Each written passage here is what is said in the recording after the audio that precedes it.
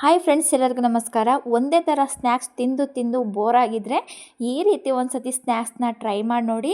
ತುಂಬಾ ರುಚಿಯಾಗಿರುತ್ತೆ ಮತ್ತು ಮಾಡೋದಂತೂ ತುಂಬಾ ಸುಲಭ.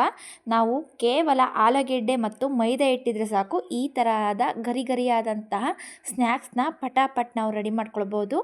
ಯಾವ ರೀತಿ ಮಾಡ್ಕೊಳ್ಳೋದು ಅಂತ ಈ ವಿಡಿಯೋದಲ್ಲಿ ಒಂದು ಸತಿ ನೋಡಿಕೊಂಡು ಟ್ರೈ ಮಾಡಿ ನೋಡಿ. ಮಕ್ಕಳಂತೂ ತುಂಬಾ ಇಷ್ಟಪಟ್ಟು ತಿಂತಾರೆ. ಮಾಡೋ ವಿಧಾನವನ್ನು ನೋಡ್ಕೊಳ್ಳೋಣ.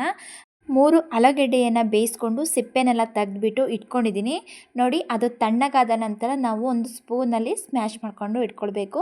ಸ್ವಲ್ಪ ಸಾಫ್ಟ್ ಆಗೋ ರೀತಿ ನಾವು ಅದನ್ನು ಸ್ಮ್ಯಾಶ್ ಮಾಡಿಕೊಂಡು ಒಂದು ಸೈಡಿಗೆ ಎತ್ತಿಟ್ಕೊಳ್ಳೋಣ. ಒಂದು ಬೌಲ್ನ ತೊಗೊಂಡಿದ್ದೀನಿ. 1.5 ಕಪ್ಪಷ್ಟು ಮೈದಾ ಹಿಟ್ಟನ್ನು ತೊಗೊಳ್ತಿದ್ದೀನಿ. ಮೈದಾ ಹಿಟ್ಟು ಬದಲು ಗೋಧಿ ಹಿಟ್ಟು ನಾವು ಬಳಸ್ಬೋದು. ಅರ್ಧ ಟೇಬಲ್ ಸ್ಪೂನಷ್ಟು ಉಪ್ಪು, 1/4 ಟೇಬಲ್ ಸ್ಪೂನಷ್ಟು ನಾನು ತುಪ್ಪವನ್ನು ಹಾಕ್ಕೊಳ್ತಿದ್ದೀನಿ. ತುಪ್ಪದ ಬದಲು ಎಣ್ಣೆ ಕೂಡ ನಾವು ಯೂಸ್ ಮಾಡ್ಕೊಳ್ಬೋದು. ತುಪ್ಪ ಹಾಕೋದ್ರಿಂದ ಸ್ನ್ಯಾಕ್ಸು ತುಂಬಾ ಗರಿಗರಿಯಾಗಿ ಬರುತ್ತೆ. ತುಪ್ಪದ ಬದಲು ಎಣ್ಣೆ ಹಾಕೋದಾದರೆ ಎಣ್ಣೆನ ಸ್ವಲ್ಪ ಬಿಸಿ ಮಾಡಿಕೊಂಡು ಹಾಕ್ಕೊಳ್ಬೇಕು. ನೋಡಿ, ಈ ರೀತಿ ಪ್ರೆಸ್ ಮಾಡಿದ್ರೆ ಈ ರೀತಿ ಉಂಡೆ ಥರ ಬರಬೇಕು.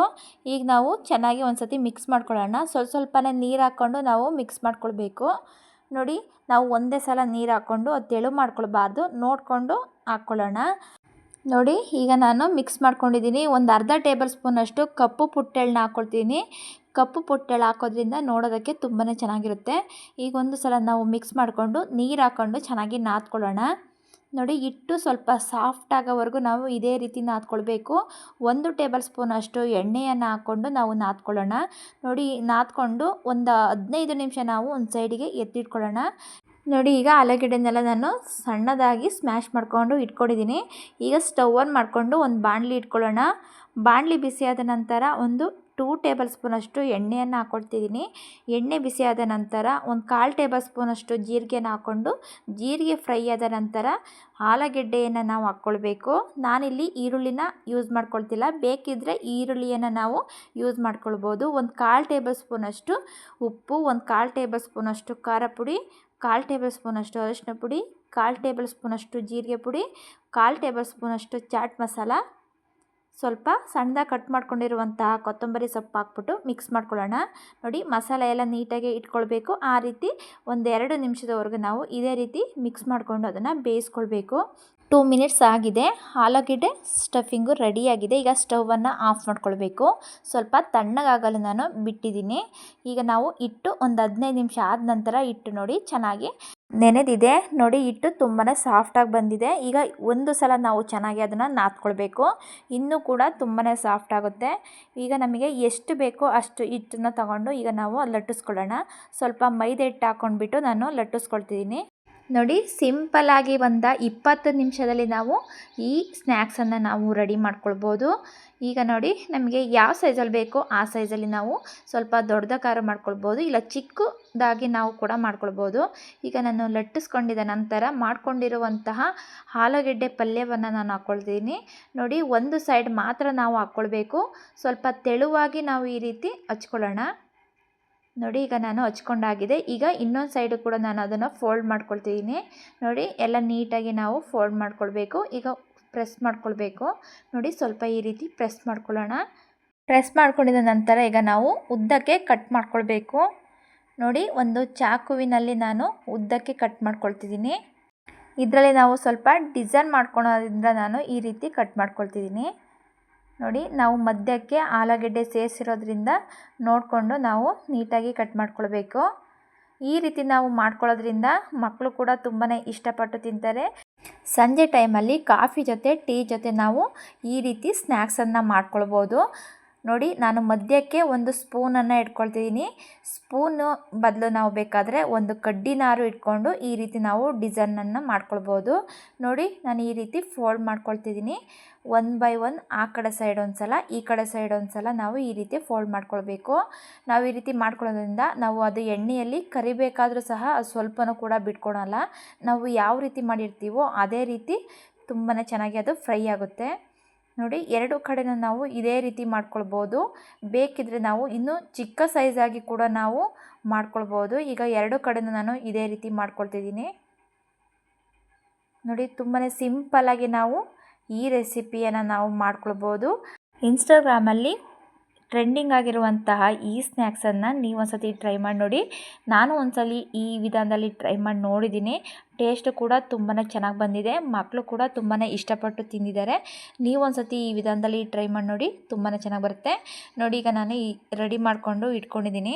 ಈಗ ಒಂದು ಪ್ಲೇಟಿಗೆ ನಾನು ಎತ್ತಿಟ್ಕೊಳ್ತಿದ್ದೀನಿ. ನೋಡಿ ಯಾವ ರೀತಿ ಬಂದಿದೆ, ಲೇಯರ್ಸ್ಗಳೆಲ್ಲ ತುಂಬಾ ಚೆನ್ನಾಗಿ ಬಂದಿದೆ. ನಾವು ಎಣ್ಣೆಗೆ ಹಾಕಿದರೂ ಕೂಡ ಅದು ಸ್ವಲ್ಪನೂ ಕೂಡ ಒಳಗಡೆ ಸ್ಟಫಿಂಗ್ ಕೂಡ ಸ್ವಲ್ಪನೂ ಎಣ್ಣೆಗೆ ಬಿಟ್ಕೊಡಲ್ಲ, ತುಂಬಾ ಚೆನ್ನಾಗಿ ಅದು ಫ್ರೈ ಆಗುತ್ತೆ. ಈಗ ಇನ್ನೊಂದು ಯಾವ ರೀತಿ ಮಾಡ್ಕೊಳ್ಳೋದು ಅಂತ ತೋರಿಸ್ತೀನಿ ನೋಡಿ. ಈ ರೀತಿ ನಾವು ಹಿಟ್ಟನ್ನು ಲಟ್ಟಿಸ್ಕೊಂಡಿದ ನಂತರ ಮಧ್ಯಕ್ಕೆ ಆಲೂಗೆಡ್ಡೆ ಸ್ಟಫಿಂಗ್ ಹಾಕಿದ ನಂತರ ಈ ರೀತಿ ಕಟ್ ಮಾಡ್ಕೊಳ್ಬೇಕು. ಕಟ್ ಮಾಡಿಕೊಂಡು ಒಂದು ಸ್ಪೂನಿನ ಸಹಾಯದಿಂದ ನಾವು ಈ ಡಿಸೈನನ್ನು ನಾವು ಮಾಡ್ಕೊಳ್ಬೋದು. ಈ ರೀತಿ ನಾವು ಒನ್ ಬೈ ಒನ್ ಡಿಸೈನ್ ಮಾಡಿಕೊಂಡು ನಾವು ಮಾಡೋದ್ರಿಂದ ನೋಡೋದಕ್ಕೆ ಸ್ವಲ್ಪ ಡಿಫ್ರೆಂಟಾಗಿ ತುಂಬಾ ಚೆನ್ನಾಗಿರುತ್ತೆ. ಮಧ್ಯಕ್ಕೆ ನಾವು ಆಲೂಗೆಡ್ಡೆ ಸ್ಟಫಿಂಗ್ ಹಾಕಿರೋದ್ರಿಂದ ತಿನ್ನೋದಕ್ಕೆ ತುಂಬಾ ಚೆನ್ನಾಗಿರುತ್ತೆ ನೋಡಿ. ಈಗ ನಾನು ಎಲ್ಲ ನೀಟಾಗಿ ಹಾಕಿದ್ದೀನಿ. ಈಗ ಕೊನೆಯದಾಗಿ ಒಂದು ಲೇಯರ್ ಇರುತ್ತಲ್ಲ, ಅದು ಬೇಕಿದ್ರೆ ನಾವು ಸ್ವಲ್ಪ ನೀರನ್ನು ಹಾಕ್ಬಿಟ್ಟು ಅದನ್ನು ನಾವೀಗ ಫೋಲ್ಡ್ ಮಾಡ್ಕೊಳ್ಬೇಕು ನೋಡಿ. ಸ್ವಲ್ಪ ನೀರನ್ನು ಹಚ್ಕೊಂಡ್ಬಿಟ್ಟು ಫೋಲ್ಡ್ ಮಾಡ್ಕೊಳ್ತಿದ್ದೀನಿ. ಈಗ ಕೆಳಗಡೆ ಇರುವಂತಹ ಹಿಟ್ಟನ್ನು ನಾವು ಈ ರೀತಿ ಫೋಲ್ಡ್ ಮಾಡ್ಕೊಳ್ಬೇಕು. ನಿಧಾನವಾಗಿ ನಾವು ಈ ರೀತಿ ಸ್ಪೂನನ್ನು ತೆಗಿಬೇಕು ನೋಡಿ. ಈ ರೀತಿ ನಾವು ಎಲ್ಲ ಸ್ನ್ಯಾಕ್ಸ್ಗಳನ್ನು ನಾನು ರೆಡಿ ಮಾಡಿಕೊಂಡು ಒಂದು ಸೈಡಿಗೆ ಎತ್ತಿಟ್ಕೊಳ್ಳೋಣ ನೋಡಿ. ಈ ರೀತಿ ರೆಡಿ ಮಾಡಿಕೊಂಡು ಇಟ್ಕೊಂಡಿದ್ದೀನಿ. ಸ್ಟವ್ ಆನ್ ಮಾಡಿಕೊಂಡು ಒಂದು ಬಾಣಲಿ ಇಟ್ಕೊಂಡಿದ್ದೀನಿ. ಎಣ್ಣೆ ಬಿಸಿಯಾದ ನಂತರ ದೂರವಾಗಿ ಒಂದೊಂದೇ ಈ ರೀತಿ ಹಾಕ್ಕೊಳ್ಳೋಣ. ನಾವು ಬೇಯಿಸ್ಕೊಳ್ಬೇಕಾದ್ರೆ ಸ್ಟವ್ನ ಮೀಡಿಯಮ್ ಫ್ಲೇಮಲ್ಲೇ ಇಟ್ಕೊಂಡು ಬೇಯಿಸ್ಕೊಳ್ಬೇಕು. ಜಾಸ್ತಿ ಉರಿಯಲ್ಲಿ ಬೇಯಿಸ್ಕೊಳ್ಳೋದ್ರಿಂದ ಮೇಲೆ ಮಾತ್ರ ಬೇಗನೆ ಫ್ರೈ ಆಗಿಬಿಡುತ್ತೆ, ಒಳಗೆ ಬೆಂದಿರಲ್ಲ ನೋಡಿ. ಅದು ಕ್ರಿಸ್ಪಿಯಾಗಿ ಅದು ಬರಬೇಕು ಅಂದರೆ ನಾವು ನೋಡಿಕೊಂಡು ಮೀಡಿಯಮ್ ಫ್ಲೇಮಲ್ಲಿ ನಾವು ಬೇಯಿಸ್ಕೊಳ್ಬೇಕು. ಚೆನ್ನಾಗಿ ಅದು ಬೆಂದ್ಬಿಟ್ಟು ಕ್ರಿಸ್ಪಿ ಆಗೋವರೆಗೂ ನಾವು ಇದೇ ರೀತಿ ತಿರುಗಿಸ್ಕೊಂಡು ಬೇಯಿಸ್ಕೊಳ್ಳೋಣ. ಒಂದು ಸೈಡ್ ಬೆಂದ ನಂತರ ಇನ್ನೊಂದು ಕಡೆ ಕೂಡ ನಾನು ತಿರುಗಿಸ್ಕೊಂಡು ಬೇಯಿಸ್ಕೊಳ್ತಿದ್ದೀನಿ ನೋಡಿ. ತುಂಬಾ ಸಿಂಪಲ್ಲಾಗಿ ತುಂಬಾ ರುಚಿಯಾಗಿ ಬರುತ್ತೆ ನೋಡಿ. ಯಾವ ರೀತಿ ಬೆಂದಿದೆ ಅಂತ ತೋರಿಸ್ತಿದ್ದೀನಿ.